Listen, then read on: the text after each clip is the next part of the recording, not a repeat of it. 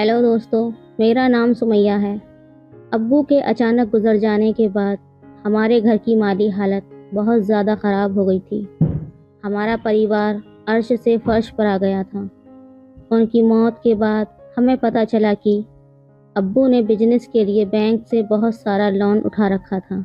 उस लोन को चुकाने के लिए हमें अपनी सारी प्रॉपर्टी बेचनी पड़ गई और अब सिर्फ हमारे पास वही घर बचा था जिसमें हम सब लोग रहते थे। अब्बू के जाने के बाद हमारे खाने के भी लाले पड़ गए थे। हम जैसे तैसे गुजारा कर रहे थे। मेरी 12वीं की परीक्षा भी सर पर थी, इसलिए मैं भी घर वालों की मदद नहीं कर पा रही थी। पैसे की तंगी से छुटकारा पाने के लिए अम्मी ने सोचा कि क्यों ना ऊपर वाले फ्लोर को किराए पर दे दिया जाए। किराया आएगा तो कम से कम घर का खर्चा तो चलेगा। अब्बू के समय में हमारे पास सब कुछ हुआ करता था और अब हालात ऐसे हो गए हैं कि हम एक एक पैसे को मोहताज हो गए हैं। हम किराएदार की तलाश कर रहे थे और जल्द ही हमें किराएदार मिल भी गया। वो किराएदार एक जवान, खूबसूरत और हट्टा कट्टा मर्द था। उसका नाम जिहान था और वो मेरे ही कॉलेज में एक नए टीचर लगे थे। उन्हें कॉलेज से पता चल गया था कि सुमैया के घर वालों को एक किराएदार की ज़रूरत है। उन्हें घर आते ही हमारे हालातों के बारे में पता चल गया था। एक दिन उन्होंने मेरी अम्मी से कहा, सुमैया के बोर्ड की परीक्षा नज़दीक आ रही है और जहाँ तक मैंने देखा है वो किसी के पास ट्यूशन भी पढ़ने नहीं जाती है, फिर उसकी तैयारी कैसे हो पाएगी। अम्मी ने कहा, जिहान बेटा, तुम तो देख ही रहे हो कि हमारे घर के हालात कैसे हैं। इसकी ट्यूशन फीस भरने के लिए मेरे पास पैसे नहीं हैं। जिहान सर बोले, आप उस बात की फ़िक्र ना कीजिए, आप सुमैया को मेरे पास भेज दीजिएगा, मैं उसको पढ़ा दूंगा और ट्यूशन फीस भी नहीं लूँगा। जिहान की ये बात सुन के मेरी अम्मी को तो जैसे तिनके का सहारा मिल गया था। अम्मी ने कहा, शुक्रिया बेटा, मैं आज से ही सुमैया को तुम्हारे पास पढ़ने के लिए भेज दिया करूँगी। मैं उसी शाम से उनके पास पढ़ने के लिए जाने लगी थी। कुछ दिन तो सब ठीक ठाक रहा, वो मुझे बहुत मन लगाकर पढ़ा रहे थे, पर 1 महीने बाद कुछ ऐसा हुआ जो मेरी समझ से बाहर था। मैं कॉलेज से वापस आते ही उनके पास पढ़ने के लिए चली जाती थी, लेकिन मैं जैसे ही अपनी किताब खोलती थी, किताब में से खुशबू आती जिसे सूंघ कर मैं बेहोश हो जाती।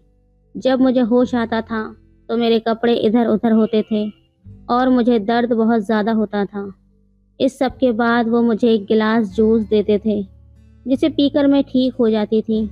वो मुझसे कहते थे कि सुमैया, अपने खाने पीने का ध्यान रखा करो, तुम बहुत ज़्यादा कमज़ोर हो गई हो, इसलिए शायद तुम्हें चक्कर आ जाते हैं और तुम बेहोश हो जाती हो। और हाँ, ये बात अपनी अम्मी से मत कहना, नहीं तो वो बेवजह परेशान हो जाएंगी। वैसे भी तुम्हारी अम्मी अभी बहुत मुसीबत से गुजर रही हैं, तुम उनकी परेशानी और मत बढ़ाना। मैं तुम्हें रोज़ एक गिलास जूस बनाकर दे दिया करूँगा, जिससे तुम बहुत जल्द ही ठीक हो जाओगी और तुम्हारी कमज़ोरी भी दूर हो जाएगी। काफ़ी दिनों तक तो ऐसे ही चलता रहा। मैं रोज़ उनके पास ट्यूशन पढ़ने जाती थी और किताब खोलते ही बेहोश हो जाती थी। जब मुझे होश आता था तो मेरे पूरे बदन में दर्द हो रहा होता था। अब मैं भी सबसे तंग आ चुकी थी। फिर एक दिन मैंने वहाँ रखी किताब खोली ही नहीं और बेहोश होने का नाटक करने लगी। उसके बाद जो मेरे साथ हुआ उसे सोच कर तो मेरी रूह आज भी कांप जाती है। उस वक्त मैं सिर्फ 18 साल की थी और 12वीं की कक्षा में पढ़ती थी। हम बहुत अमीर परिवार से थे। मेरे परिवार में मेरे अम्मी अब्बू और एक छोटा भाई था। हमारे पास किसी भी चीज़ की कमी नहीं थी और सब कुछ अच्छा चल रहा था। पर कहते हैं ना कि बुरा वक्त कभी बताकर नहीं आता। हमारी ज़िंदगी में भी बुरा वक्त आया और उस बुरे वक्त ने हमारे अब्बू को हमसे छीन लिया था। उनके जाने के बाद उनके पार्टनर ने धोखे से उनका सारा बिजनेस हड़प लिया और सारा बैंक लोन जो अब्बू के नाम से था वो भी नहीं चुकाया। समय से लोन न चुकाने पाने की वजह से बैंक वाले अब मेरी अम्मी को परेशान करने लगे थे। मेरी अम्मी जिससे भी मदद मांगने जाती थी वो उनका फ़ायदा उठाने की कोशिश करता था। यहाँ तक कि हमारे मामा मामी और चाचा चाची ने भी हमारी मदद करने से इनकार कर दिया था। बड़ी अम्मी ने तो हमारा फ़ोन उठाना भी बंद कर दिया था और ना ही बड़े पापा को उठाने देती थी। ये सब वही लोग थे जो हमेशा मेरे अब्बू से मदद मांगने आते थे और मेरे अब्बू दिल खोल कर इन लोगों की मदद करते थे। पर हमारे मुश्किल वक्त में किसी ने हमारी मदद नहीं की। मेरे एक चाचा थे, उनकी उम्र ज़्यादा होने की वजह से शादी नहीं हो पाई थी। जब मेरी अम्मी उनसे मदद मांगने गईं, तब उन्होंने एक प्रस्ताव रखा कि अगर वो उनके साथ पति पत्नी वाला रिश्ता रखेंगी, तब वो अब्बू का सारा कर्जा चुका देंगे और उनके बच्चों का भी ख्याल रखेंगे। मेरी अम्मी को उनकी बातों से इतनी घिन आई कि वो फिर किसी के पास मदद के लिए नहीं गईं। अम्मी ने अब्बू के ऑफिस के अलावा सब कुछ बेच दिया था और सारा कर्जा चुका दिया और बचे हुए पैसों से एक छोटा सा घर खरीद लिया। अब हमारे पास बचत के नाम पर कुछ भी नहीं था। एक टाइम के खाने के बाद हमें ये भी पता नहीं होता था कि दोबारा खाना मिलेगा भी या नहीं। मेरा छोटा भाई बहुत ज़्यादा छोटा था। जब वो दूध के लिए रोता था तो मेरी अम्मी उसे पानी में चावल का आटा घोल कर पिला देती थी। हमारे बहुत ही बुरे दिन आ गए थे। जब अम्मी को लगा कि ऐसे गुजारा नहीं हो पाएगा तो उन्होंने कोई काम धंधा करने की सोची। बहुत हाथ पैर मारने के बाद उनको एक अस्पताल में रिसेप्शनिस्ट की जॉब मिल गई थी, पर उनकी सैलरी इतनी नहीं थी कि हमारे घर के सारे खर्चे निकल सकें। अम्मी जैसे तैसे मेरे स्कूल की फ़ीस तो भर देती थी, पर ट्यूशन की फ़ीस न भर पाने की वजह से ट्यूशन टीचर ने मुझे क्लास में आने से रोक दिया था। एक दिन मेरी एक पड़ोसन ने मेरी अम्मी को सलाह दी कि क्यों ना आप अपने घर का ऊपर वाला फ्लोर किराए पर उठा दो, इसलिए आपको 4 पैसे भी मिल जाएंगे। मेरी अम्मी को उनकी ये बात अच्छी लगी और उन्होंने घर के बाहर किराए का बोर्ड टांग दिया। उसी दौरान मेरी मुलाकात मेरे एक सीनियर आमिर से हुई। क्योंकि मेरी ट्यूशन जाना बंद हो गया था तो मेरी मैम ने ही कहा था कि जब तक तुम दोबारा ट्यूशन शुरू नहीं करती तब तक आमिर से ही प्रॉब्लम पूछ लिया करो। ऐसे ही हमारी बात शुरू हुई थी और फिर हम अच्छे दोस्त बन गए थे।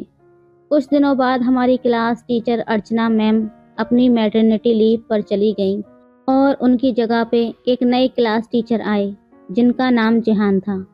जब मैं पहली बार उनसे मिली थी तो मुझे उनका स्वभाव बहुत अच्छा लगा था। वो इतने खुश मिजाज थे कि कोई भी उन पर आसानी से भरोसा कर सकता था। एक बार उन्होंने हमारी क्लास में कहा था कि वो इस शहर में नए आए हैं और उन्हें घर ढूंढने में बहुत ही परेशानी हो रही है। उनकी ये बात सुनकर मुझे याद आया कि हमारे घर में भी एक किराएदार की ज़रूरत है, तो क्यों ना मैं अपने टीचर को ही अपने घर का किराएदार बना लूं। यही सोचकर मैंने उन्हें अपने घर का पता दे दिया और शाम को घर आने के लिए बोला। जब ये बात आमिर को पता चली तो उसने ऐतराज़ जताते हुए कहा कि सुमैया, तुम और तुम्हारी अम्मी घर में अकेले रहते हो। तुम जवान हो और तुम्हारी अम्मी भी ज़्यादा बुरी नहीं हुई हैं। ऐसे में तुम लोग एक जवान लड़के को अपने घर में किराएदार कैसे रख सकते हो, और वो भी तब जब तुम उस लड़के को बिल्कुल नहीं जानती हो। जब तक आमिर की बात मुझे समझ आई तब तक बहुत देर हो चुकी थी और जिहान सर हमारे घर आ चुके थे। मेरी अम्मी को जिहान सर का स्वभाव बहुत पसंद आया था। वो कभी ज़्यादा बात नहीं करते थे, बस सीधे स्कूल जाते थे और वापस अपने कमरे में आ जाते थे। कुछ ही दिनों में उन्होंने अपनी बहुत अच्छी इमेज बना ली थी।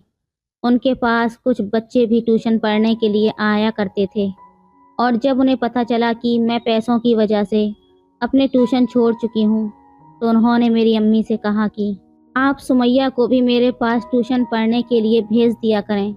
मैं उससे पैसे नहीं लूँगा, पर हाँ सबके बाद भेजिएगा, क्योंकि जो बच्चे आते हैं वो 10वीं क्लास के बच्चे हैं और सुमैया को 12वीं के लिए ट्यूशन देना होगा। आमिर को ये बात बहुत ज़्यादा खटकी थी। वो चाहता ही नहीं था कि मैं जिहान सर के पास ट्यूशन पढ़ने जाऊं, और अगर उन्हें दया ही करनी है तो सबके सामने करें, पीछे से क्यों। वो बोला, देखो सुमैया, मुझे इसके इरादे कुछ अच्छे नहीं लग रहे। कल ही मैंने इसे कुछ आदमियों के साथ देखा था जो दिखने में गुंडे जैसे लग रहे थे। उन लोगों के साथ एक लड़की भी थी जो गाड़ी की पिछली सीट पर सो रही थी। उस वक्त मैंने ध्यान नहीं दिया, पर अब मुझे लगता है कि शायद वो लड़की बेहोश थी। मैंने आमिर से कहा, तुम कुछ ज़्यादा ही सोच रहे हो। ऐसा भी तो हो सकता है कि वो लोग सर के मिलने वाले हों और जो लड़की गाड़ी में सो रही हो वो बीमार हो। आमिर अपनी जिद पर अड़ चुका था। वो बोला, तुम मानो या ना मानो, मैं इस आदमी के बारे में सब कुछ पता लगा कर रहूँगा। और फिर हम दोनों अपने अपने घर चले आए। कुछ वक्त तक सब सही चलता रहा। आमिर ने भी जिहान सर के बारे में बात करना बंद कर दिया था, पर मैं कुछ दिनों से महसूस कर रही थी कि हफ्ते में एक दो बार जब मैं ऊपर जाती थी तो सर मुझे एक किताब खोलकर पढ़ने के लिए देते थे। उस किताब को खोलने के बाद मेरी आंखों के सामने अंधेरा हो जाता था और मुझे बहुत देर बाद होश आता था। जब मुझे होश आता था तो मेरे सारे कपड़े इधर उधर होते थे और मेरे शरीर में एक अजीब किस्म का दर्द मालूम होता था। मेरे उठने के बाद सर मुझे एक गिलास जूस देते थे और कहते थे कि शायद तुम अपने खाने पीने पर ध्यान नहीं देती हो, इसलिए तुम कमज़ोर होती जा रही हो। वो जूस पीने के बाद मैं बहुत अच्छा महसूस करने लगती थी। सर जिहान मुझसे कहते थे कि ये आप अपनी अम्मी से मत कहना, नहीं तो वो बेवजह परेशान हो जाएंगी।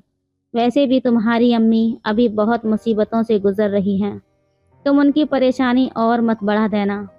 मैंने सर की बात मानकर अपनी अम्मी को कुछ भी नहीं बताया था, पर अब मुझसे ये सब सहन नहीं हो रहा था। मुझे अपने स्कूल से ज़्यादा सर के पास जाने की जल्दी रहती थी।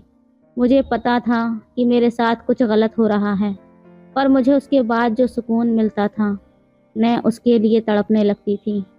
अब आमिर को भी मुझ में अजीब बदलाव महसूस हो रहे थे। एक दिन तो उसने सीधे ही पूछ लिया, क्या हो गया है सुमैया, तुम अचानक से बहुत ज़्यादा बदल गई हो। तुम्हारा मुझ पर ध्यान ही नहीं रहता है। क्या अब अपने नए सर को चाहने लगी हो? आमिर की बात मुझे लग गई थी और अब मैंने भी सोच लिया था कि चाहे जो भी हो जाए अब मैं जान कर रहूँगी कि आखिर मेरे साथ क्या हो रहा है। क्योंकि मैं जानती थी कि मैं सर को प्यार तो नहीं करती थी, पर फिर मुझे वहाँ जाने की इतनी जल्दी क्यों रहती है। कॉलेज ख़त्म होने के बाद मैं ट्यूशन के लिए गई और आज तो किस्मत ने भी मेरा साथ दे दिया। सर ने मुझे बुक खोलने के लिए दी और ख़ुद पानी लेने चले गए। मैंने किताब खोलने का नाटक किया और सर के आने से पहले बेहोश हो गई। पानी लेने के बाद सर वापस आए और मुझे बेहोश पड़ा देखकर खुश हो गए थे। उसके बाद वो मुझे उठाकर अपने बेडरूम में ले गए और मुझे अपने बेड पर लिटा दिया। उन्होंने जैसे ही मेरे कपड़ों की तरफ हाथ बढ़ाया, पीछे से एक आवाज़ आई, रुको, अब तुम्हारा खेल ख़त्म हो गया है। ये आवाज़ किसी और की नहीं बल्कि आमिर की थी, जो पुलिस के साथ खड़ा हुआ था। मौका पाकर मैं भी उठकर खड़ी हो गई और अपने कपड़े संभाल लिए। मैं भागकर आमिर के पीछे छिप गई। एक साथ सारे पुलिस वालों और मोहल्ले वालों को देखकर जिहान डर गया और खिड़की से भागने की कोशिश करने लगा, लेकिन तभी पुलिस ने उसे पकड़ लिया। बाद में पुलिस वालों ने हमें बताया कि ये कोई जिहान नहीं है, बल्कि मुंबई का मशहूर डॉन है जो बी ग्रेड की फिल्में बनाता है और लड़कियों की तस्करी करता है। ये शहर में एक नया नाम और नया रूप लेकर जाता है, कभी डॉक्टर बनकर, कभी टीचर बनकर, और फिर ज़रूरतमंद लोगों की भलाई करने के नाम पर उनकी बच्चियों को किसी न किसी बहाने से अपने पास बुलाता है। ये उन बच्चियों को नशीली दवाइयाँ देकर बेहोश कर देता है और फिर उनके साथ गंदा काम करके उनकी फिल्म बनाकर बेचता है। और कभी कभी तो अच्छा ग्राहक मिलने पर पूरी की पूरी लड़की ही बेचकर भाग जाता है। ये हर शहर में एक नया क्राइम करता है और फिर वहाँ से भाग जाता है। इसने न जाने कितनी मासूमों की ज़िंदगी बर्बाद की है। मेरी अम्मी को जब जिहान की सच्चाई पता लगी तो वो रोने लग गईं और बोली, अब मेरी बेटी से कौन निकाह करेगा, इसने मेरी बेटी की ज़िंदगी बर्बाद कर दी। अम्मी को रोते हुए देखकर आमिर आगे आया और मेरा हाथ थाम कर अम्मी से बोला, आप चिंता न कीजिए, मैं कभी भी सुमैया को अकेला नहीं छोड़ूंगा। इसमें इसकी कोई गलती नहीं है, ये एक हादसा है जो किसी के साथ भी हो सकता है। मेरी अम्मी ने आमिर से पूछा, बेटा तुम्हें कैसे पता चला कि सुमैया ख़तरे में है? आमिर बोला, आंटी मुझे इस आदमी पर बहुत पहले से ही शक था और आज जब मैं सुमैया से मिलने स्कूल पहुंचा तो मैंने इसे उन्हें 3 लोगों के सामने हाथ जोड़कर गिड़गिड़ाते हुए देखा था। ये कह रहा था कि मैं कैसे भी करके आज डिलीवरी कर दूंगा और इसने इसी घर का एड्रेस भी दिया था। जब मैं तुरंत ही पुलिस स्टेशन पहुंच गया और पुलिस वालों को सब कुछ बता दिया। इस हादसे को हुए 6 साल हो चुके हैं और मेरी और आमिर की शादी भी हो चुकी है। मैं आमिर के साथ अपनी ज़िंदगी में बहुत खुश हूँ, लेकिन जब उस हादसे के बारे में सोचती हूँ तो मेरी रूह तक लरस जाती है। तो दोस्तों, ये थी आज की कहानी। आपकी क्या राय है इस कहानी पर, हमें कमेंट में ज़रूर बताएं। वीडियो अच्छी लगे तो लाइक करें, शेयर करें, सब्सक्राइब करें। धन्यवाद। हेलो दोस्तों, आज की कहानी बाप और बेटी के प्यार की है, इसलिए प्लीज़ पूरी सुनिएगा। मेरा नाम संध्या है, मेरी उम्र 20 साल है। जवानी की दहलीज पर जैसे ही कदम रखा मैंने, मुझे देखने वाले आहें भरने लगे थे, लेकिन मैंने आज तक किसी को लिफ्ट नहीं दी थी। घर में मैं और मेरे पापा रहते हैं। मेरी माँ एक नंबर की कमीनी निकली, अपने आशिक के साथ भाग गई क्योंकि मेरे पापा कोई काम धंधा नहीं करते थे। आवारा घूमना, शराब पीना, मुझे वो बहुत प्यार करते हैं। उनके सिवा मेरे इस दुनिया में कोई नहीं है। रिश्ते नाते सब पैसे वालों के हैं। मैंने ग्रेजुएशन करने के बाद सिलाई का काम सीख लिया था। कपड़े सिलकर घर का खर्च चला लेती हूँ। मेरे पापा मम्मी से भी बहुत प्यार करते हैं। दिन रात उनको चिंता सताती रहती है कि मैं शराब पीता हूँ, कोई काम धंधा नहीं करता, इसलिए मुझे छोड़कर मेरी बीवी चली गई। कोई सुध बुध नहीं रहती। वो मुझे हमेशा यही कहते हैं, देख लेना संध्या, एक दिन तेरी मम्मी ज़रूर आएगी।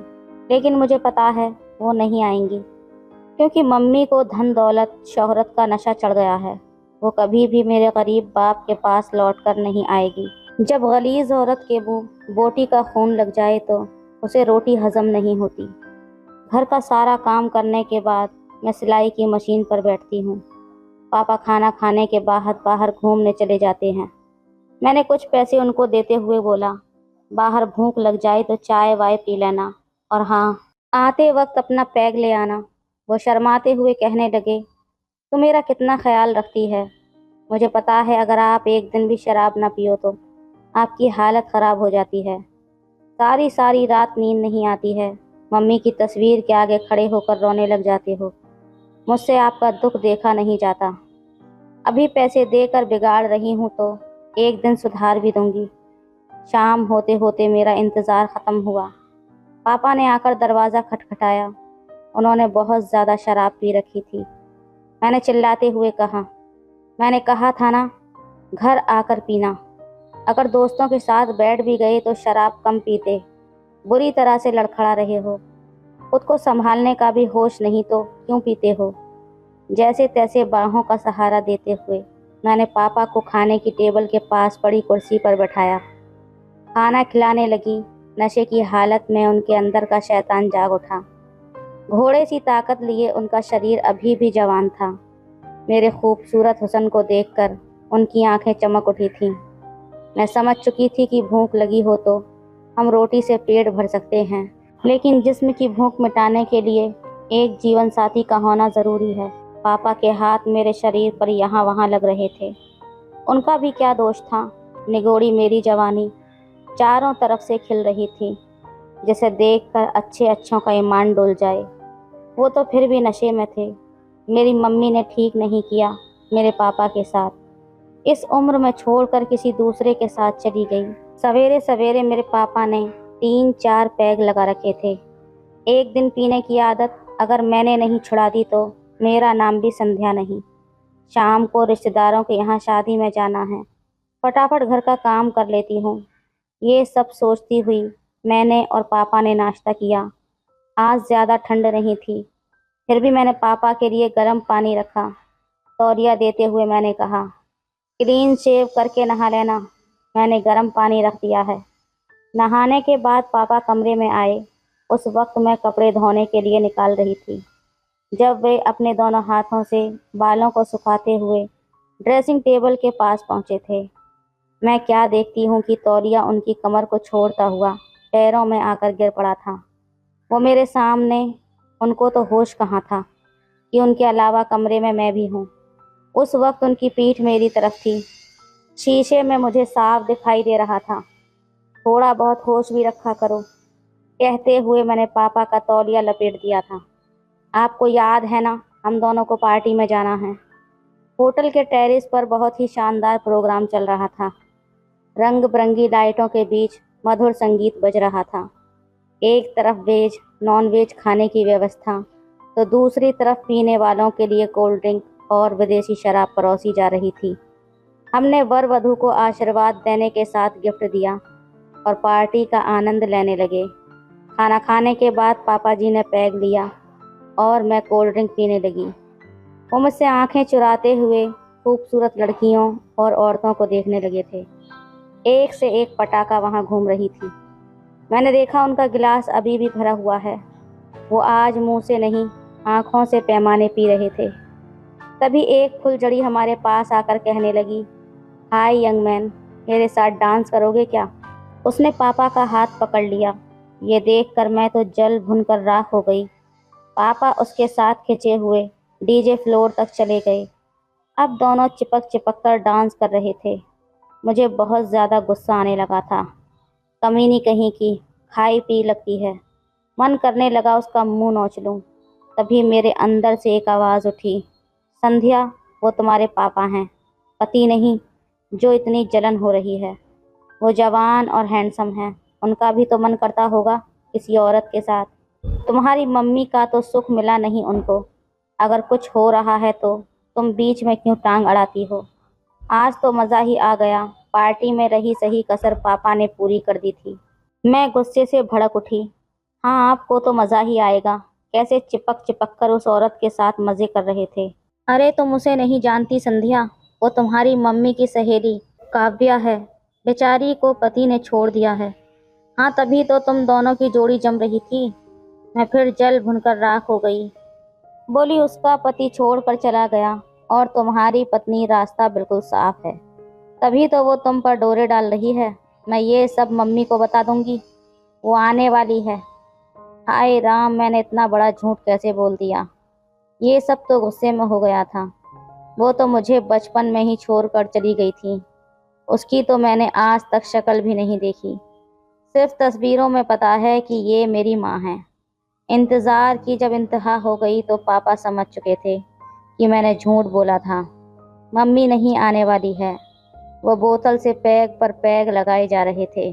मम्मी को याद करते हुए उनका ये हाल देखकर मुझसे रहा नहीं गया।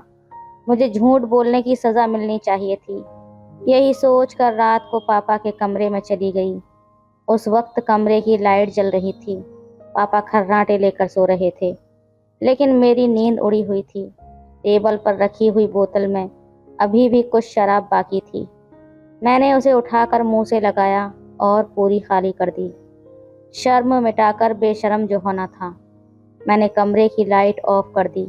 बेड के एक तरफ पापा सो रहे थे तो दूसरी तरफ मैं। मेरा स्पर्श पाकर पापा उठ चुके थे। अभी भी वो नशे में थे। कह रहे थे, संध्या की मम्मी, तुम आ गई हो। मुझे पूरा यकीन था एक दिन तुम ज़रूर आओगी। पापा मुझे मम्मी समझकर अपनी बाहों में भर लिए थे। पापा सवेरे घर की साफ सफाई कर रहे थे। ये देखकर मैं हैरान रह गई। मैंने पूछा, क्या बात है पापा जी, बड़े खुश लग रहे हो? वो बोले, रात को तेरी मम्मी आई थी, इतना गंदा घर पड़ा है, क्या सोच रही होगी। मैंने आज से पीना भी छोड़ दिया है। मेरे होंठों पर मुस्कान दौड़ने लगी थी। कुछ पाने के लिए बहुत कुछ खोना पड़ता है दोस्तों। तो दोस्तों, ये थी आज की कहानी। आपकी क्या राय है इस कहानी पर हमें कमेंट में ज़रूर बताएं। वीडियो अच्छी लगे तो लाइक करें, शेयर करें, सब्सक्राइब करें। धन्यवाद। कमला ने अपने दोनों हाथ ऊपर करके सीना ऊंचा उठाकर भरपूर अंगड़ाई ली थी। उसकी अंगड़ाई मानो सामने खड़े गांव के मंदिर के पुजारी राम किशन को खुला न्योता देते हुए लग रही थी।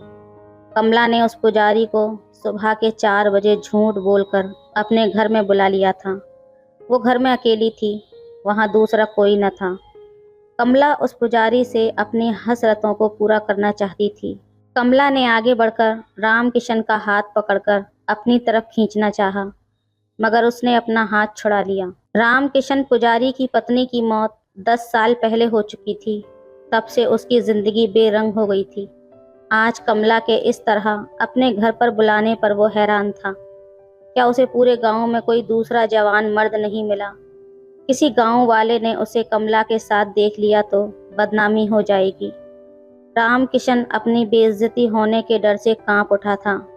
वो कमला से बोला, क्या तुझे इस गांव में कोई जवान मर्द नहीं मिला जो मुझ बूढ़े को बहाने से बुलाकर लाई है?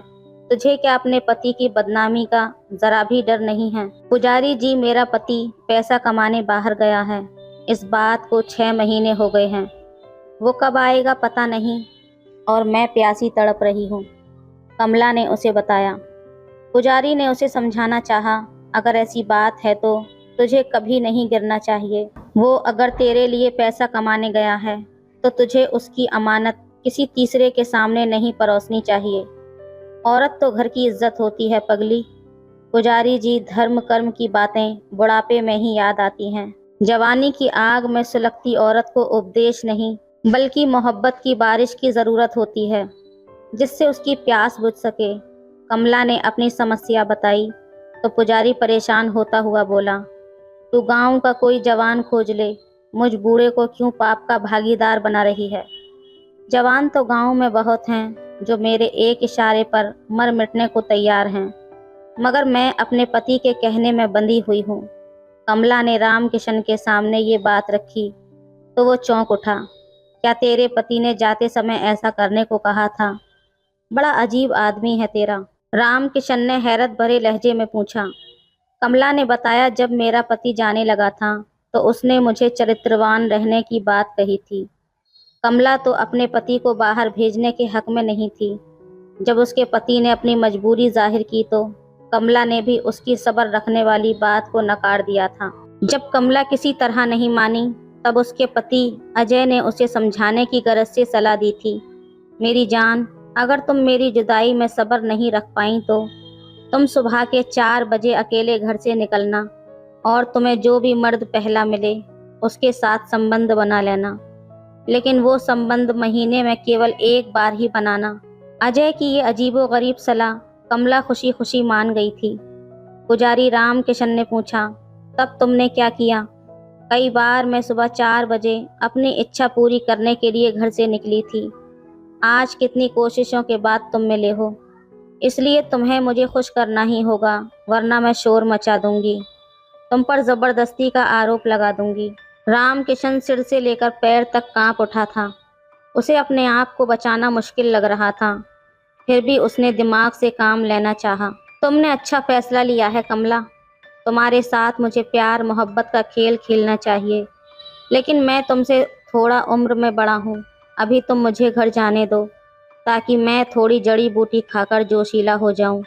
मैं आज रात को दोबारा फिर आऊँगा।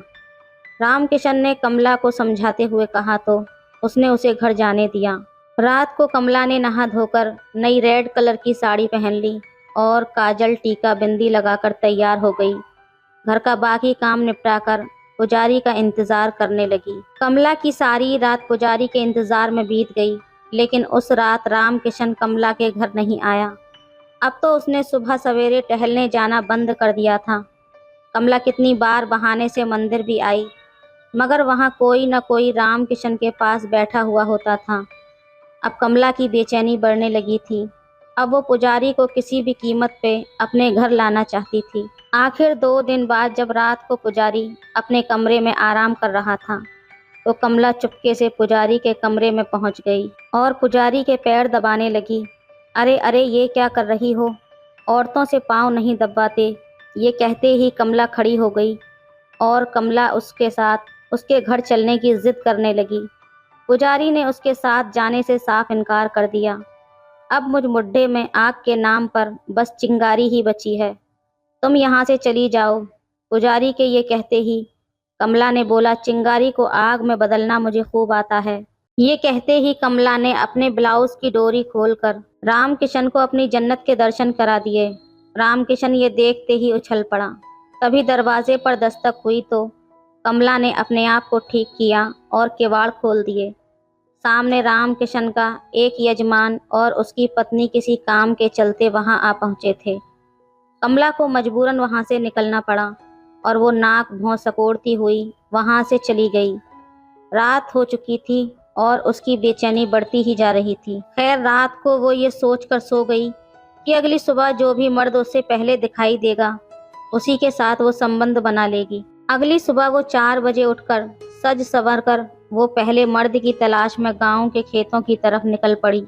15-20 मिनट कुछ दूर चलने के बाद उसने सोचा, भला मेरी किस्मत खराब है या गांव के सब मर्द मर गए हैं मेरे लिए। ये विचार कर जैसे ही उसने वापस घर लौटने की सोची, तभी गन्ने के खेत में कुछ सरसराहट की आवाज़ उसे सुनाई दी। उसने थोड़ा उचक्कर देखा तो उसे पड़ोस के मनोहर साहब का बड़ा लड़का खेतों के बीच से आता नजर आया। वो उसे देखकर खुश हो गई। क्या बात है, कहाँ मैं उस बुढ़े पुजारी की मिन्नतें करने में लगी हुई थी और यहाँ तो आखिर गठीले बदन का मर्द मुकेश मुझे मिल ही गया। उसकी खुशी का ठिकाना न रहा, पर यह खुशी ज़्यादा देर की न थी। जैसे ही मुकेश खेत से बाहर निकला तो पीछे पीछे उसकी पत्नी हाथ में दूध का मर्तबान लिए उसी की तरफ आ रही थी। ये देखकर कमला के इरादे फक हो गए और वो अपना सा मुंह लेकर रह गई। धीरे धीरे दिन गुजरने लगे। एक दिन रामकिशन सुबह सवेरे नदी पर नहाने चला गया। नहाने के बाद वो जैसे ही मुड़ा, अचानक कमला उसके सामने आ धमकी। वो रामकिशन का हाथ पकड़कर अपने घर की ओर खींचने की कोशिश करने लगी। इसी खींचातानी में रामकिशन के हाथ से मिट्टी का लोटा टूट गया। ये देखकर वो रोने लगा। कमला हैरान होते हुए पूछने लगी, यह मिट्टी का लोटा ही तो टूटा है, तुम रोते क्यों हो? मैं तुम्हें इस मिट्टी के लोटे के बदले में स्टील या पीतल तांबे का बढ़िया सा लोटा दिलवा दूंगी। तब रामकिशन बोला, मैं लोटा टूटने पर इसलिए रो रहा हूँ क्योंकि इसे मेरी पत्नी ने मेरे लिए 10 साल पहले एक मेले में खरीदा था। अब वो जिंदा नहीं है। मैं इस लोटे को देखकर तसल्ली कर लेता था कि वो आज भी मेरे साथ है, पर आज लोटा टूट गया है। ऐसा लग रहा है जैसे वो सचमुच मुझसे अलग होकर बहुत दूर चली गई है। कमला ये सब देखकर मन ही मन पिघलने लगी। उसे रामकिशन की वफादारी पर हैरानी हो रही थी। वो सोच रही थी कि एक वो है जिसका पति परदेश पैसा कमाने गया है, वो कुछ दिनों के बाद ज़रूर लौट कर आएगा क्योंकि वो वादा करके गया है। वो फिर भी अपने तन की भूख मिटाने के लिए गिरने पर आमादा है। पुजारी रामकिशन अब भी रो रहा था। सुबह का उजाला चारों तरफ फैलने लगा था। कमला अब भी सोच रही थी कि इतनी सुबह तो रामकिशन जैसे सज्जन ही घर से बाहर निकलते हैं। अगर वो दिन के उजाले में किसी मनचले से उलझ जाती तो वासना की दलदल में बुरी तरह फंस जाती, बदनामी मिलती सो अलग। तब वो अपनी गृहस्थी जिंदगी बर्बाद होने से नहीं बचा पाती। पुजारी रामकिशन ने कमला को तबाह होने से बचा लिया था। वो तो उसकी इज्जत का रखवाला निकला। तो दोस्तों, ये थी आज की कहानी। आपकी क्या राय है इस कहानी पर, हमें कमेंट में ज़रूर बताएं। वीडियो अच्छी लगे तो लाइक करें, शेयर करें, सब्सक्राइब करें। धन्यवाद। 2 दिन पहले मैंने एक बहुत ही खूबसूरत से बेटे को जन्म दिया। हमारे घर में चारों ओर खुशी का माहौल था। मेरे पति और मेरी सास बहुत खुश थे क्योंकि ये इनके घर की पहली खुशी थी। और मेरे पति ने मुझे बताया था कि 4 साल बाद उनके पिता घर वापस आ रहे हैं। ये सुनकर मेरी सास की खुशियों का कोई ठिकाना न रहा। मैं कमरे से बाहर उठकर आई थी ताकि आने वाले मेहमानों को पानी पिला सकूं कि अचानक घर का दरवाज़ा खुला और कोई अंदर आया, जिसको देखकर अंदर बैठी काफ़ी औरतों ने घूंघट कर लिया। बाहर से आने वाला शायद कोई मर्द था। मेरी सास और मेरे पति गेट की तरफ तेजी से जा रहे थे। उस व्यक्ति ने सबका ध्यान अपनी तरफ कर लिया था। मैंने भी उसको देखा तो पानी भरे गिलास मेरे हाथों से छूट गए और मैं ऊपर से नीचे तक कांप गई। फिर मेरे पति ने मुझे बुलाया और बोला, ये मेरे पिताजी हैं जो कि पुलिस में हैं और इनकी पोस्टिंग दूसरे शहर में थी और पिताजी के काम की वजह से इनका घर आना बहुत ही कम होता है। विकास के पिताजी ने मेरी तरफ देखा और मेरी तारीफ की, बहुत ही अच्छी बहू है। लेकिन मैं विकास के पिता से पहली बार नहीं मिल रही थी। अब से 5 साल पहले मेरे पिता ने मुझे अपने नशे की लत के कारण किसी कोठे पर बेच दिया था। लेकिन उसी रात उस कोठे पर पुलिस की रेड के कारण मेरे साथ कुछ गलत ना हुआ। लेकिन पुलिस कोठे की सारी लड़कियों को उठाकर पुलिस स्टेशन लेकर आ गई थी, जिनमें से मैं भी थी। बाकी की सभी लड़कियां तो बिना डरे खड़ी थीं, लेकिन मैं बहुत ज़्यादा डरी सहमी और रो रही थी कि इतने में एक लेडी पुलिस ने मेरे सर के बाल पकड़े और मुझे थप्पड़ लगाया और बोली, रोने का नाटक क्यों करती है, चुपचाप खड़ी रह। लेकिन मैं उनसे बोलती रही कि मैं बेकसूर हूँ, मैंने कुछ नहीं किया। लेकिन उसने मेरी एक ना सुनी। कुछ देर के बाद बड़े साहब आ गए और मुझे रोता देखकर उन्होंने मुझसे बात की और उनको वही कहा कि मैंने कुछ नहीं किया, मैं बेकसूर हूँ। बहरहाल उन्होंने मुझे कहा कि तुम रोना बंद करो, हम तुम्हें कुछ नहीं करेंगे, और कहा कि तुम बेफिक्र रहो, मैं तुम्हें अपनी माँ और पत्नी के पास लेकर चलूँगा, तुम मेरे घर पर ही रहना। और शाम को उन्होंने मुझे अपनी गाड़ी में बिठाया और हम उनके घर के लिए निकल पड़े। काफ़ी देर की यात्रा के बाद हम एक घर में आ गए। कुछ देर के बाद जब मुझे वहाँ कोई दिखाई न दिया तो मैंने पूछा कि तुम्हारी माँ और पत्नी कहाँ हैं, मुझे उनसे मिलना है। उसने कहा कि माँ और पत्नी से भी मिल लेना, पहले मुझसे तो मिल लो। मैं ये सुनते ही सुन्न रह गई और उसके अंदर का छुपा शैतान बाहर आ गया और अगले ही पल उसने अपनी हवस की आग मेरे शरीर से ठंडी की थी और मैं बेहोश हो गई। मुझे कुछ पता न रहा कि मैं कहाँ पर हूँ। सुबह जब आँख खुली तो मैं बेड पर पड़ी थी। मैंने उधर उधर देखा तो वहाँ कोई भी नहीं था। मैंने भागने की सोची तो बाहर से गेट बंद थे। अब वो रोज़ रात में आता और मेरे साथ जुल्म करके सुबह अपने काम पर चला जाता था। लेकिन मुझे उस नर्क से किसी न किसी तरह बाहर तो आना ही था। एक दिन मैं घर के स्टोर रूम में पहुंच गई। वहां एक जाली लगी थी। मैंने एक नुकीली चीज़ से उसको काटना चाहा तो वो मोटी होने के कारण मुझसे एक दिन में नहीं कटने वाली थी, इसलिए मैं उसके जाते ही उस जाली को काटने लग जाया करती थी। इसी तरह कई दिन तक मैं लगातार उसको काटती रही और सुबह में उसके जाते ही मैं उसमें से निकलकर भाग गई। मैंने सोचा जब तक वो घर आएगा मैं बहुत दूर निकल जाऊंगी और इस नर्क से शायद मेरा पीछा छूट जाएगा। और मैं एक बस में बैठ गई और ऐसा ही हुआ। मैं उस जगह से बहुत दूर निकल आई। रास्ते में जब मुझे भूख लगी तो मैंने एक औरत से खाना मांगने की कोशिश की, लेकिन मेरी हिम्मत ना हुई। खैर कुछ देर बाद उस औरत ने मुझे बिना मांगे खाना दिया और मैंने ले लिया। शायद वो मेरी हालत समझ गई थी, क्योंकि मैं बहुत बुरे हाल में थी। पहनने को चप्पल न थी, कपड़े बहुत ख़राब हो गए थे। बस वाले ने भी जब मुझसे पैसे मांगे तो मैं रोने लगी और बोली कि मेरे पास पैसे नहीं हैं। खैर वो तो चला गया और अब बस अपने आखिरी स्टॉप पर रुक गई, तो मैं भी बस से उतर गई और चलते चलते एक गांव में पहुंच गई। वहां मुझे एक बड़ा सा घर दिखा, जहां काफ़ी सारी भैंसें और गाय बंधी हुई थीं और उनके चारे का एक बहुत बड़ा सा कमरा था। मैं वहां पर गई तो मुझे कोई भी ना दिखा और मैं चुपचाप भैंसों के चारे वाले कमरे में छुपकर सो गई। जब सुबह मेरी आंख खुली तो सामने एक लड़का और एक बूढ़ी औरत खड़ी थी, जो उस लड़के की माँ थी। वो लड़का कोई और नहीं बल्कि विकास था। उनकी आंखों में हज़ारों सवाल थे। खैर मैंने उनको अपनी सारी बात बताई तो उन्होंने मुझे अपने पास रख लिया। कुछ दिन मैं उनके पास रही, हम मिलकर घर का सारा काम करते। ऐसे ही दिन गुजरते रहे और धीरे धीरे विकास मुझे पसंद करने लगा। उसने मुझसे अपने प्यार का इजहार किया और मुझसे शादी करने को बोला, तो मैंने उसको पहले उसकी माँ से बात करने को कहा और उसी दिन मेरी तबीयत ख़राब हो गई। मुझे डॉक्टर ने बताया कि मैं प्रेग्नेंट हूँ और वही हुआ जिस बात का मुझे डर था। इतनी दूर आने के बाद भी उस शैतान के साये ने मेरा पीछा नहीं छोड़ा था। मैंने ये बात किसी को नहीं बताई। फिर विकास ने अपनी माँ से बात करके उनको हमारी शादी के लिए मना लिया और हमारी शादी हो गई। शादी के कुछ दिन बाद मेरी तबीयत बहुत ज़्यादा ख़राब हुई और विकास की माँ मुझे हॉस्पिटल लेकर गई और डॉक्टर ने मुझे वही बताया जो मैं पहले से ही जानती थी। मेरी सास ये सुनकर बहुत खुश हुई और जब ये बात विकास को पता चली तो उसकी खुशी का तो कोई ठिकाना न रहा। मैं ऊपर ही ऊपर हंस रही थी, लेकिन अंदर से बहुत ज़्यादा सहमी हुई थी, क्योंकि मैं सच्चाई जानती थी। लेकिन विकास की खुशी बढ़ती ही जा रही थी, पर मेरा दिल बहुत दुखी था।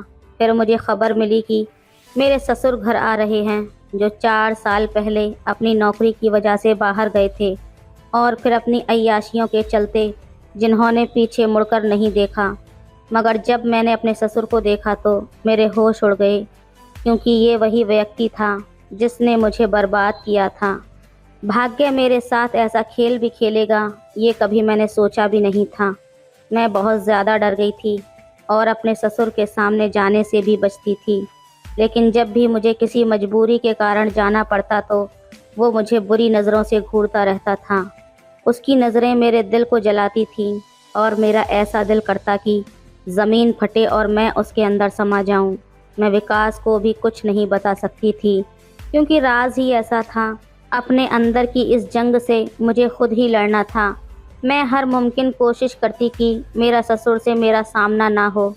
खैर, एक दिन मैं नहाकर बाहर निकली तो मेरा ससुर आंगन में ही बैठा था, तो मैंने पास ही पड़ी चादर से अपने आप को पूरा लपेट लिया, क्योंकि उनकी नज़रें मुझ पर हर वक्त टिकी हुई थीं। मैं जल्दी से अपने रूम की तरफ और तेज़ी से चलने लगी, क्योंकि मुझे उनके पीछा करती नज़रें अब डराने लगी थीं। और रोज़ की तरह जब मैं इस रात भी अपनी बेटे के लिए दूध गर्म करने रसोई में गई, मुझे लगा कि मेरे पीछे कोई खड़ा है। मैंने जैसे ही पीछे मुड़कर देखा तो सामने अपने ससुर को देखकर ऐसा लगा जैसे मेरी जान ही निकल गई है। मैं पूरी तरह ठंडी पड़ गई और वो मुझे देखकर शैतानी हंसी से मुस्कुरा रहा था। तुम क्या समझती हो, मेरे घर की बहू बनकर रहोगी और मैं तुम्हें इतनी आसानी से छोड़ दूंगा? मैं जानता हूँ कि तुम यहाँ मेरे बेटे से मैंने जो तुम्हारे साथ किया उसका बदला लेने आई हो। बताओ, ये बच्चा किसका है? मैं जानता हूँ कि तुम जैसी औरतें कभी भी एक मर्द के साथ नहीं रह सकती। उसकी बातें सुनकर मुझे बहुत गुस्सा आ रहा था, लेकिन मैंने अपने आप को शांत किया और अपने रूम की तरफ जाने लगी।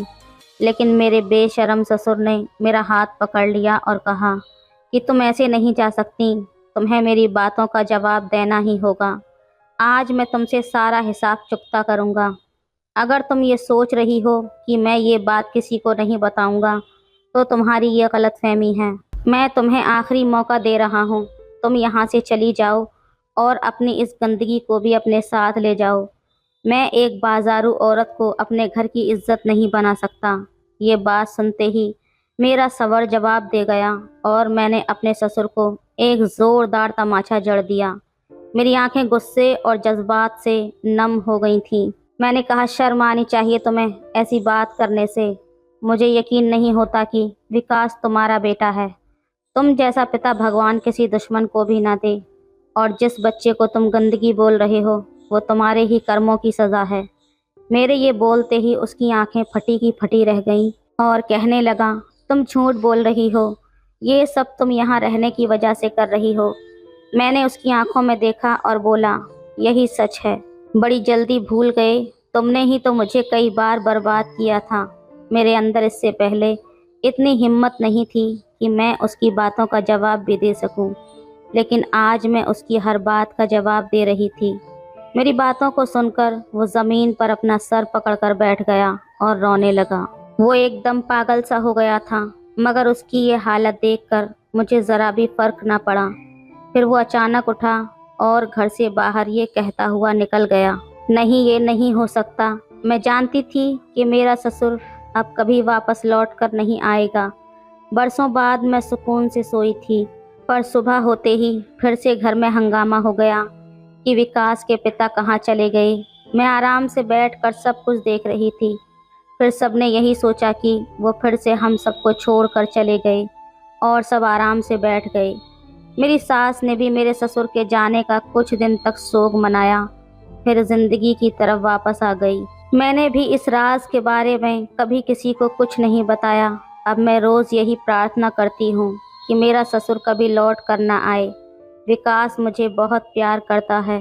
अब मुझे 2 बच्चे और हो गए हैं, मगर जब भी मैं अपने बेटे को देखती हूँ तो मुझे मेरे ऊपर हुआ वो खौफनाक मंजर याद आ जाता है। अब आप ही मुझे बताएं कि मैंने अपने बेटे का राज अपने पति और सास से छुपाकर गलत किया या सही किया? अपनी राय कमेंट्स में ज़रूर दें। वीडियो अच्छी लगे तो लाइक करें, शेयर करें, सब्सक्राइब करें। धन्यवाद। जब से मौसी मुझे अपने घर लेकर आई थी, तब से मौसा जी रात को मुझे अपने कमरे में सुलाने लगे थे। एक बार जब मैं मौसी और मौसा जी के बीच में सो रही थी, तब मौसा जी ने अचानक से मेरे शरीर पर हाथ फेरना शुरू कर दिया। मैंने अभी नया नया जवानी में कदम रखा था। मौसा जी के स्पर्श से मैं डर कर उठ गई। उठते ही मेरी नज़र मौसा जी पर पड़ी, जो बड़े ही बेतकल्लुफ़ होकर मेरे शरीर पर हाथ फेरते हुए किसी और ही रूप में नज़र आ रहे थे। मुझे जागता हुआ देखकर उन्होंने बिस्तर के किनारे को पकड़कर वहीं पर रात भर मुझे। हेलो दोस्तों, स्वागत है आप सभी का हमारी एक और रोमांचक कहानी में। उम्मीद करती हूँ आपको ये कहानी बेहद पसंद आएगी। मेरा नाम पूजा है। हाल ही में मौसी मुझे अपने घर ले आई थी। मौसी के साथ उनके घर आने का कारण कुछ अलग ही था। मैं गर्मियों की छुट्टियों के लिए मौसी के पास नहीं आई थी। सुकन्या मौसी मेरी माँ की दोस्त थी। कुछ घंटों पहले ही घर पर माँ का फ़ोन आया था कि सुकन्या मौसी मुझे लेने आएगी और मुझे कुछ दिनों के लिए उनके घर पर रहना होगा। मेरे माता पिता दोनों नौकरी करते थे। माँ का कुछ दिन पहले ही तबादला हुआ था। जिस गांव में उनका प्रमोशन हुआ था, वहाँ बिजली और पानी की सुविधा ज़्यादा अच्छी नहीं थी। नौकरी ज्वाइन करने से पहले माँ उस गांव में जाकर आई और वहाँ की स्थिति देख ली थी। गांव की स्थिति जानने के बाद पिताजी ने माँ से कहा कि प्रमोशन वाली जगह का तबादला करवा ले। इसके लिए माँ को अपनी मुख्य शाखा यानी कि मेन ब्रांच जाना पड़ता। इसी वजह से माँ पिता दोनों उनकी मुख्य शाखा गए। वहाँ से लौटते समय उनकी गाड़ी का एक्सीडेंट हो गया। जब वो घर से निकले थे तो सुबह का समय था, लेकिन शाम तक भी वो घर नहीं पहुँचे थे। शाम को मुझे माँ का फ़ोन आया और तब मुझे पता चला कि माँ और पापा के साथ क्या हुआ है। जहाँ उनका एक्सीडेंट हुआ था वो जगह हमारे घर से बहुत दूर थी। माँ ने कहा कि उनकी हालत थोड़ी ठीक है, लेकिन पापा को 1 महीने तक अस्पताल में भर्ती रहना पड़ेगा। माँ ने मुझसे कहा कि मैं चिंता ना करूं और जब तक मैं घर नहीं आ जाती मैं उनकी दोस्त सुकन्या के घर पर रहूं। उन्होंने बताया कि सुकन्या मुझे लेने आ रही है। माँ का फ़ोन रखे हुए थोड़ी ही देर हुई थी कि सुकन्या मौसी मुझे लेने आ गई। मौसी को देखते ही मैं उनसे लिपटकर बहुत रोई थी। उन्होंने मुझे कुछ कहने से पहले ही सब कुछ बता दिया। मौसी ने कहा, मुझे सब पता है, तुम्हारे माता पिता जल्दी ही घर आ जाएंगे। उन्होंने मुझे शांत किया और अपने साथ ले गईं। उस दिन मैं पहली बार मौसी के घर पर गई थी। इससे पहले मैंने केवल उनका नाम सुना था। मुझे अपना घर छोड़कर कहीं और जाना कभी भी पसंद नहीं था, लेकिन अब स्थिति ऐसी आ गई थी कि मुझे मौसी के घर जाना पड़ा। उनके घर पहुंचते ही मेरी मुलाकात उनके पति से हुई। मौसा जी तो बहुत ही प्रेम भाव वाले इंसान थे। जब उन्हें मेरे माता पिता के बारे में पता चला तो उनकी आंखें भर आईं। मौसा जी ने मुझे प्यार से अपने पास बुलाया और कहा, यहाँ तू बिना किसी झिझक के रह। अगर तुझे कुछ चाहिए हो तो बेझिझक मुझे बता देना। मौसा जी मौसी के सामने मेरे साथ अच्छे से व्यवहार कर रहे थे, लेकिन ये मुझे नहीं पता था कि ये उनका असली स्वभाव है या सिर्फ दिखावा।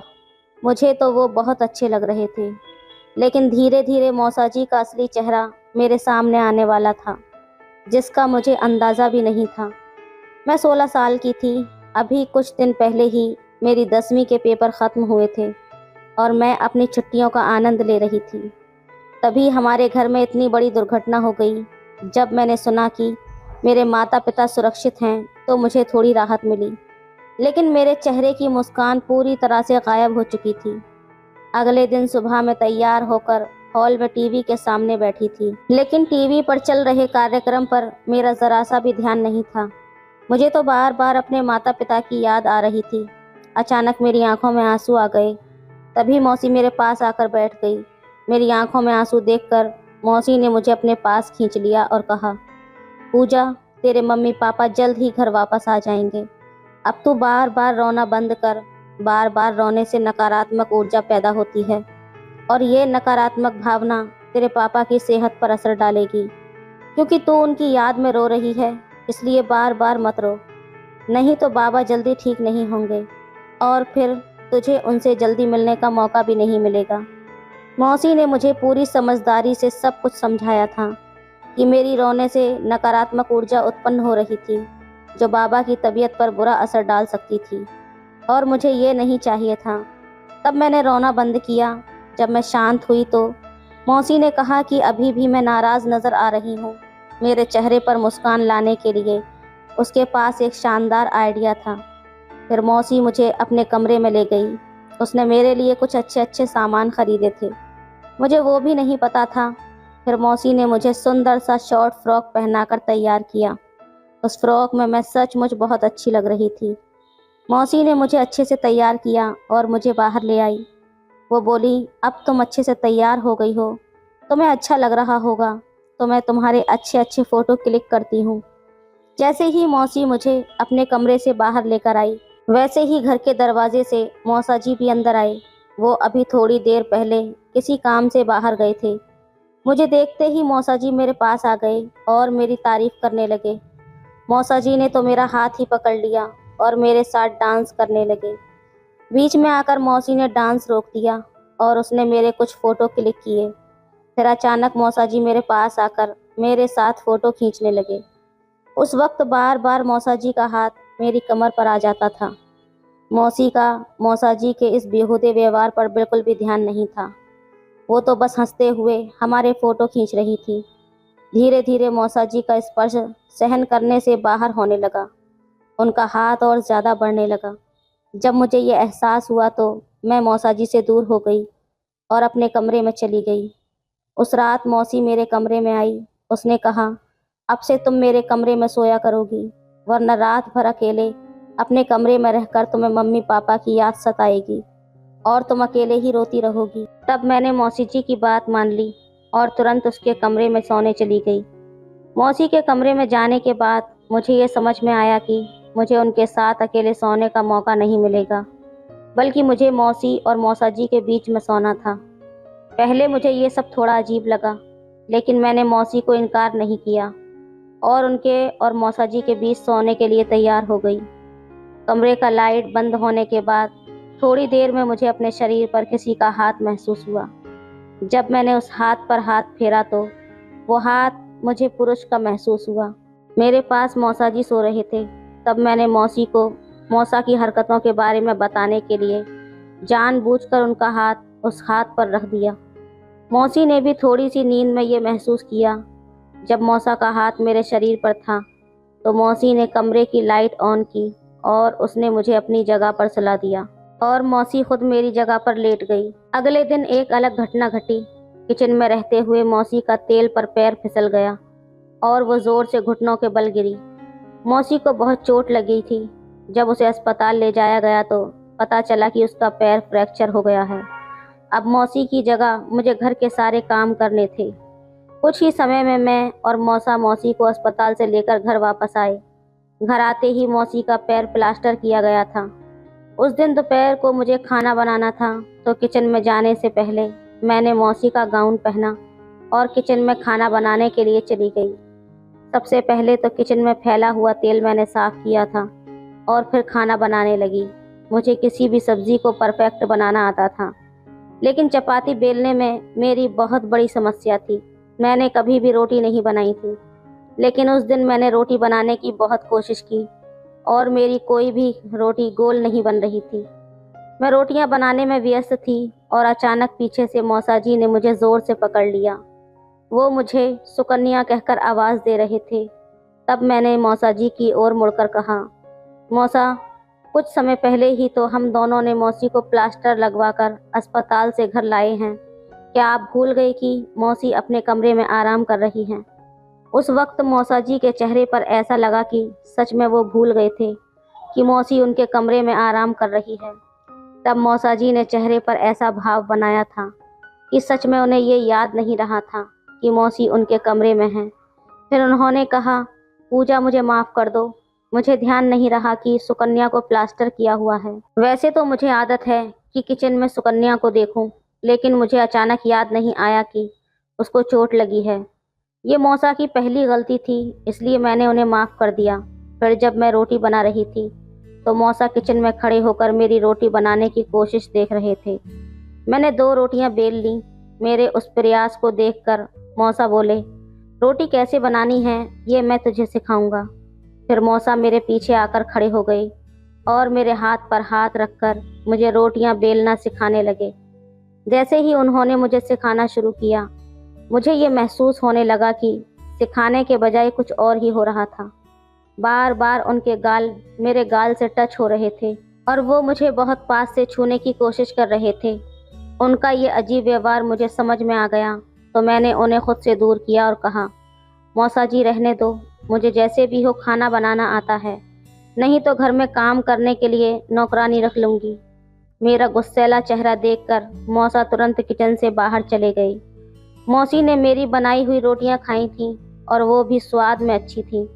उसी रात सोने के समय मौसा मेरे कमरे में आए और बोले, पूजा आज तुम मौसी के पास नहीं सोने आ रही हो क्या?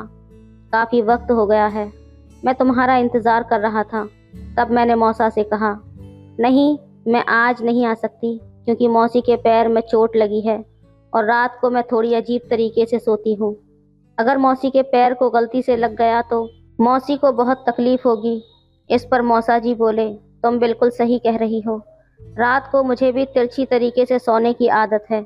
अगर गलती से मेरा हाथ या पैर सुकन्या के प्लास्टर पर लग गया तो उसे बहुत तकलीफ होगी। मैं एक काम करता हूँ, मैं अपना कंबल लेकर तुम्हारे पास सोने आ जाता हूँ ताकि तुम्हारी मौसी आराम से हमारे बिस्तर पर अकेले सो सके। मैं अपने मौसा को अपने कमरे में आने से रोक नहीं सकती थी क्योंकि वो घर उनका ही था। कुछ समय बाद मौसा अपना कंबल लेकर मेरे कमरे में आए। जैसे ही वे अंदर आए, मैंने उनसे कहा, मौसा मुझे अपनी माँ से बात करनी है, क्या आप मेरी माँ को फ़ोन लगा कर दे सकते हैं? तब मौसा जी ने कहा, सुबह बात करवा दूंगा।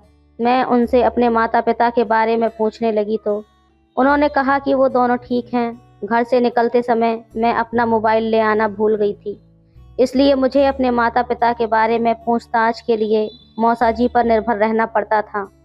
मैं उनसे लगातार सवाल पूछती जा रही थी, जिससे वो तुरंत मुझसे मुंह मोड़कर सो गए।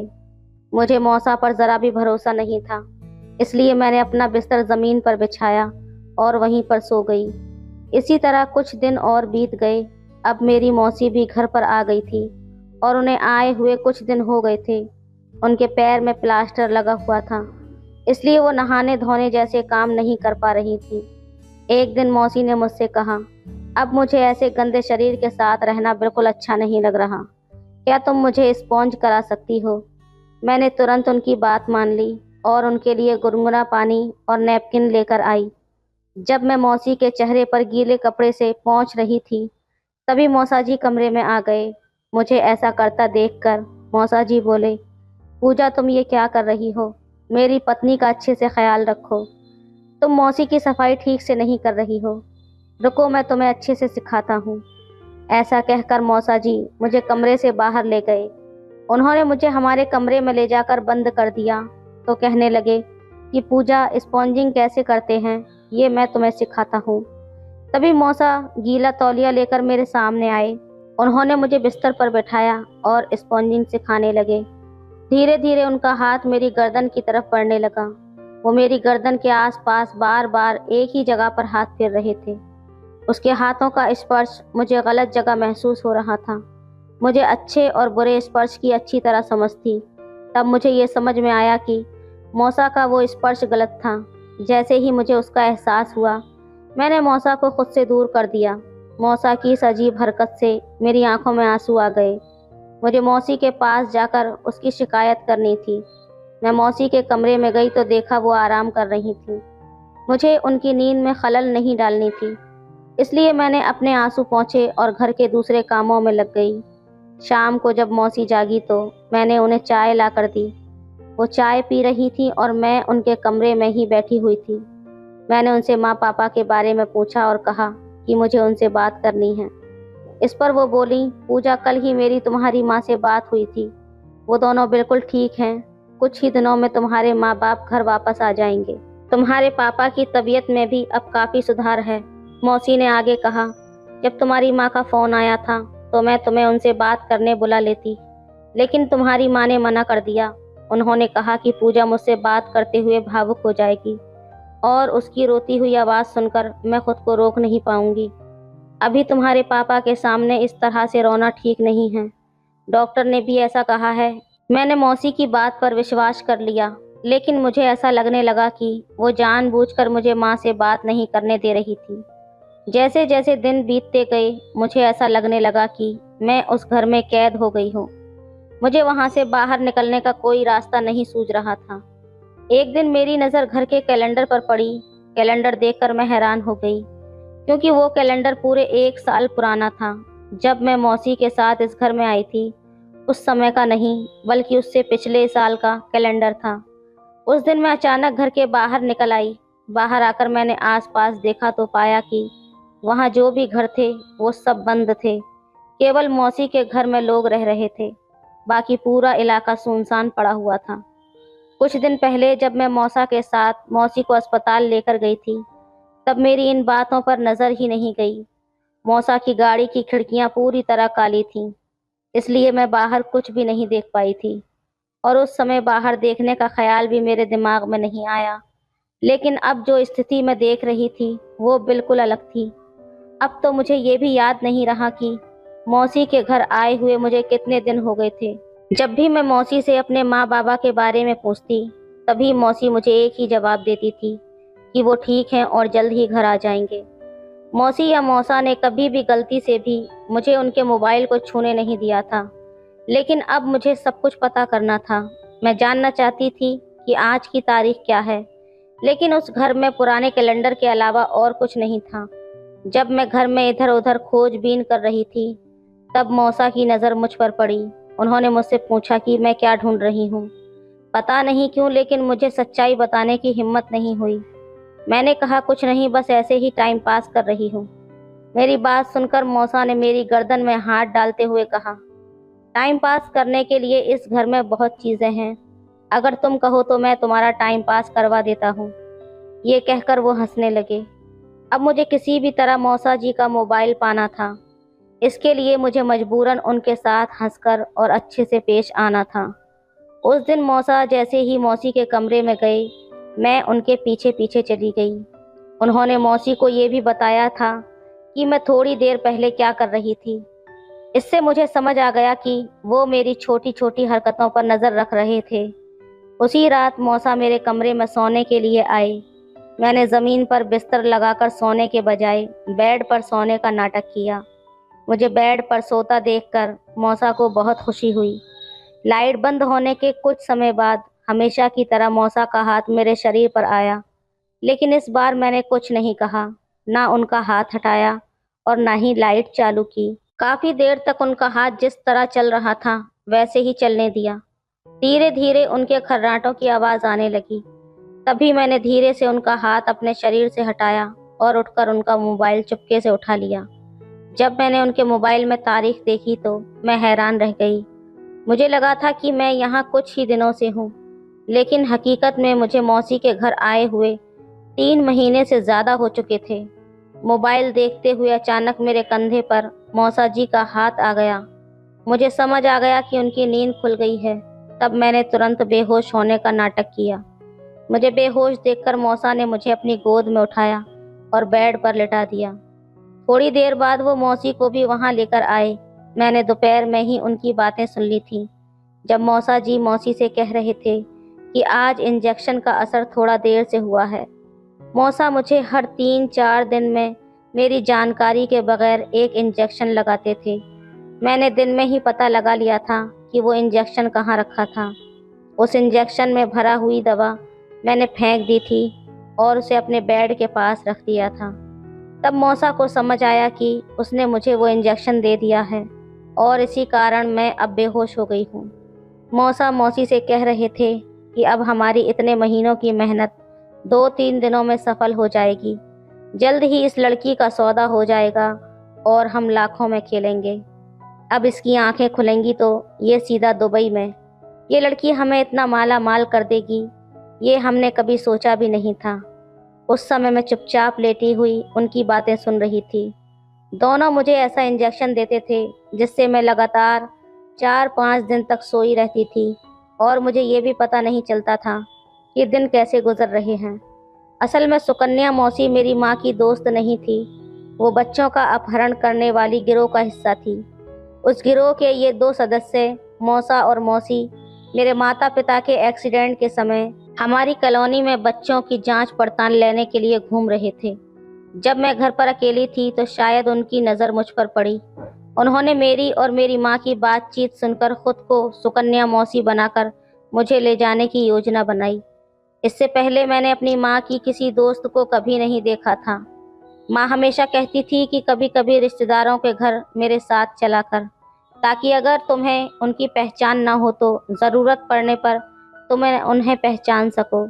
आज मुझे माँ की वो बात याद आ रही थी, क्योंकि मैं कभी किसी रिश्तेदार के घर नहीं गई थी और इसीलिए मैं असली सुकन्या मौसी को पहचान नहीं पाई और धोखे से इन लोगों के साथ चली आई।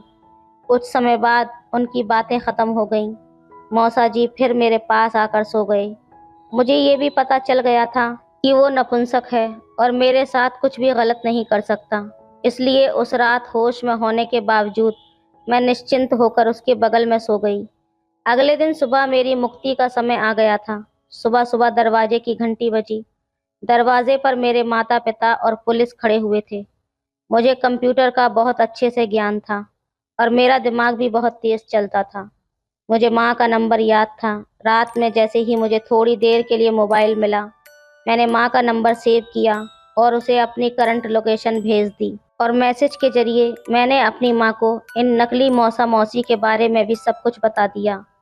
मेरी माँ पुलिस को लेकर मुझे खोजने निकली और आखिरकार मुझ तक पहुँच गई। उन दोनों लोगों ने मुझे मेरे घर से 400 किलोमीटर दूर रखा हुआ था। उन्होंने मेरा सौदा दुबई के एक शेख से कर दिया था। मेरी तरह कम उम्र की लड़कियों को बेचकर वो लाखों रुपए कमाते थे। लेकिन मेरा भाग्य अच्छा था कि मैं समय रहते उस सब से बाहर निकल आई। आज की इस कहानी में मैं बच्चों को ये सिखाना चाहती हूँ कि वो ये ना सोचें कि माता पिता के दोस्तों या रिश्तेदारों से मिलने की उनकी कोई उम्र नहीं है। अगर घर के बच्चों को अपने रिश्तेदारों की पहचान नहीं होगी तो कोई धोखेबाज आकर उन्हें फंसा सकता है। वक्त कभी एक जैसा नहीं होता। हमें कब किसकी ज़रूरत पड़ जाए ये कहा नहीं जा सकता। इसलिए समाज में घुलने मिलने की आदत डालें और अपने अपनों की पहचान रखें। तो दोस्तों, ये थी आज की कहानी। आपकी क्या राय है इस कहानी पर हमें कमेंट में ज़रूर बताएं। वीडियो अच्छी लगे तो लाइक करें, शेयर करें, सब्सक्राइब करें। धन्यवाद।